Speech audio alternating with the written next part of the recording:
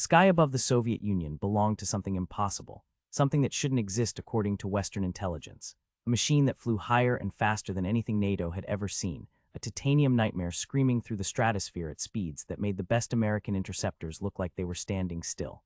This was the MiG-25 Foxbat, and when NATO pilots first learned what it could do, they realized they had a serious problem.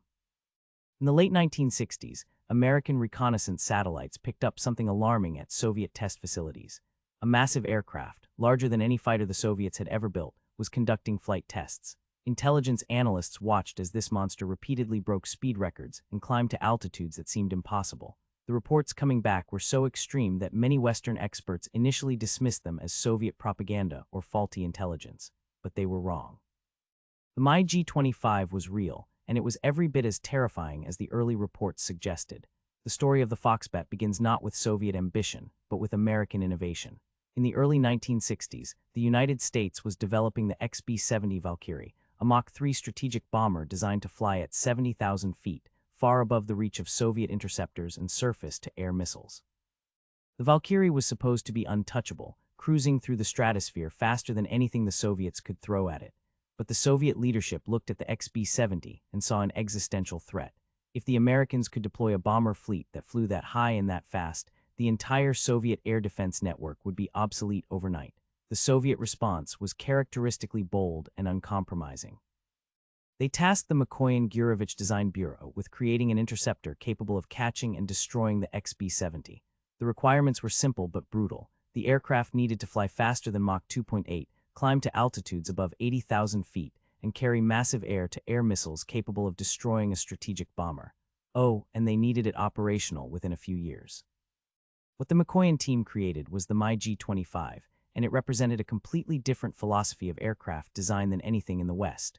Western fighters were built around agility, dogfighting capability, and multi-role flexibility. Soviet designers threw all of that out the window. The MiG-25 was built for one purpose: to go incredibly fast in a straight line and kill bombers before they could penetrate Soviet airspace. Everything about the aircraft was subordinated to this single mission. The result was something that looked less like a fighter and more like a manned missile with wings. The heart of the Foxbat was its engines, and they were absolute monsters. The MiG-25 was powered by two Tumansky R-15 turbojets, each producing over 24,000 pounds of thrust with afterburner. These weren't sophisticated turbofan engines like Western fighters used. They were brute force turbojets, basically giant blowtorches that consumed fuel at an apocalyptic rate. At full military power, the MiG-25 burned through fuel so quickly that its combat radius was measured in minutes, not hours. But what those engines could do was push the aircraft to speeds that made NATO pilots' blood run cold. The official top speed of the MiG-25 was Mach 2.83, or about 1,900 miles per hour. That was the speed the Soviets admitted to, the speed that appeared in reference books and intelligence estimates. But pilots who flew the Foxbat knew the aircraft could go faster, much faster. In an emergency with the engines pushed past their limits, the MiG-25 could exceed Mach 3. The catch was that doing so would literally destroy the engines. The turbine blades would overheat, the compressor stages would fail, and the engines would need to be completely replaced. But in a war when Soviet pilots were trying to stop American bombers from reaching Moscow, that didn't matter. The MiG-25 was designed to sacrifice itself if necessary. To achieve these insane speeds, Soviet engineers made radical choices in materials and construction. The airframe was built primarily from nickel-steel alloy, with some titanium components in the hottest areas. This was heavy, much heavier than the aluminum alloys used in Western fighters. The MiG-25 weighed over 64,000 pounds at maximum takeoff weight, making it one of the heaviest fighters ever built. But steel could withstand the intense heat generated by sustained Mach 3 flight, something aluminum simply couldn't handle. The Foxbat's skin would glow red-hot during high-speed runs, with surface temperatures exceeding 600 degrees Fahrenheit. The weapon system was equally uncompromising. The MiG-25 carried 4 massive R-40 air-to-air missiles, each weighing over 800 pounds. These weren't precision dogfighting weapons. They were long-range bomber killers with radar or infrared guidance and warheads large enough to destroy a B-52 with a single hit. The Foxbat's radar, the RP-25 Smerch A, was a brute force design that used vacuum tubes instead of transistors. Western analysts initially mocked this as primitive Soviet technology, but there was method to the madness. Vacuum tubes were immune to the electromagnetic pulse from nuclear explosions, something transistor-based systems couldn't claim. The radar was also incredibly powerful, capable of detecting bomber-sized targets at ranges exceeding 50 miles. When NATO intelligence finally got detailed information about the MiG-25's capabilities, the reaction was somewhere between shock and panic.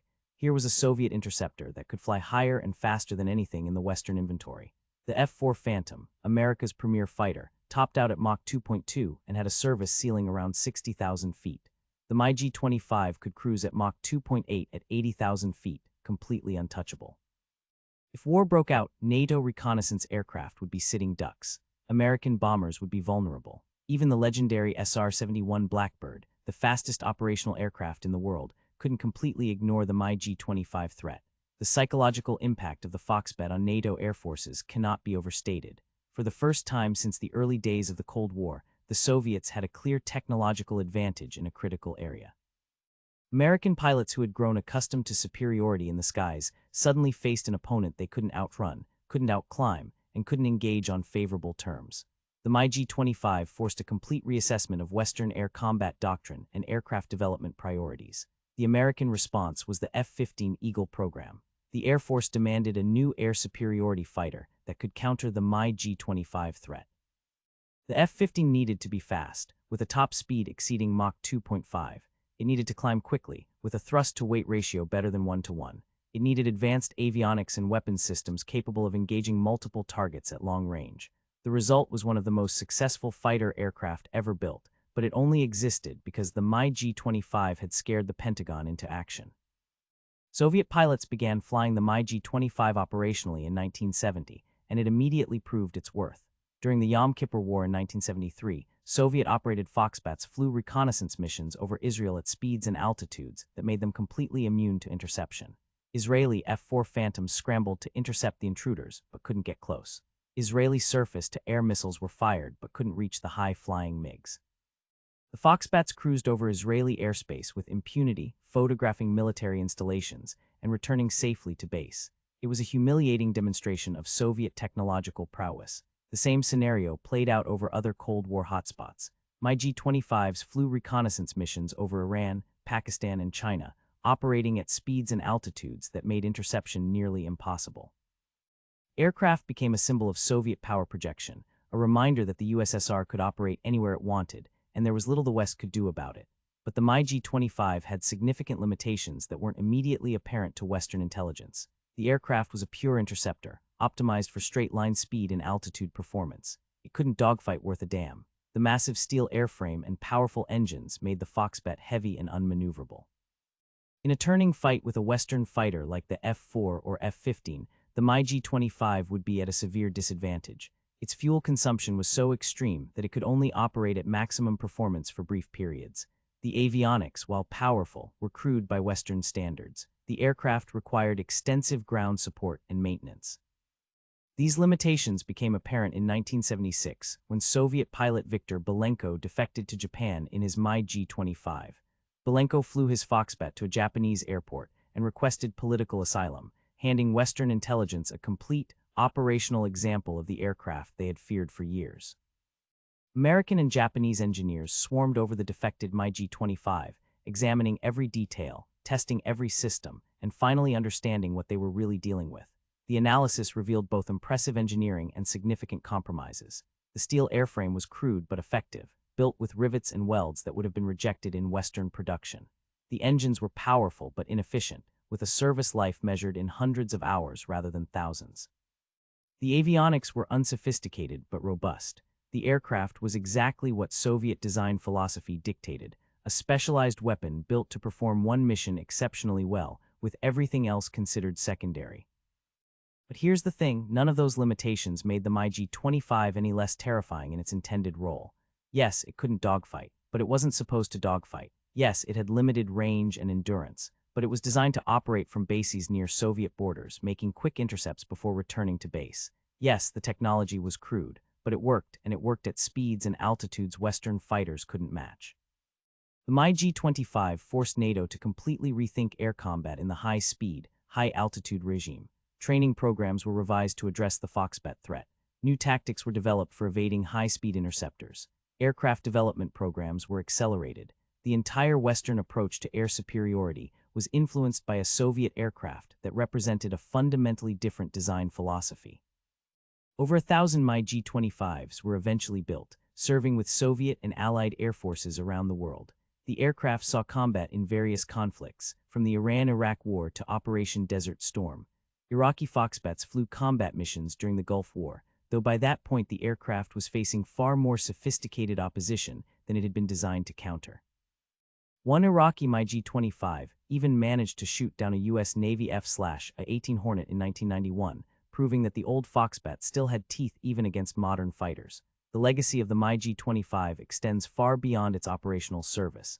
It represented the peak of Soviet interceptor design, a machine built without compromise to perform a specific mission. It forced the West to develop better aircraft and better tactics. It demonstrated that there were multiple valid approaches to fighter design, and that the Soviet philosophy of specialized, mission-focused aircraft could be just as effective as Western multi-role flexibility. Today, the MiG-25 is largely retired from frontline service, replaced by more modern aircraft like the MiG-31, but its influence remains. The Foxbat proved that speed and altitude still mattered in an era of missiles and electronics. It showed that a determined adversary could challenge Western air superiority through bold engineering and uncompromising design, and it reminded NATO pilots that the sky was never truly safe, that somewhere out there was always something faster, something higher, something terrifying screaming through the stratosphere at impossible speeds. The MiG-25 Foxbat was never the perfect fighter. It was crude, limited, and specialized to the point of inflexibility. But in the role it was designed for, it was absolutely dominant, and that was enough to terrify an entire generation of NATO pilots who suddenly realized they were facing an opponent they couldn't catch and couldn't fight. That's the real legacy of the Foxbat, not what it actually was, but what it represented. Soviet engineering pushed to the absolute limit, creating something that shouldn't exist but did, and changed air combat forever.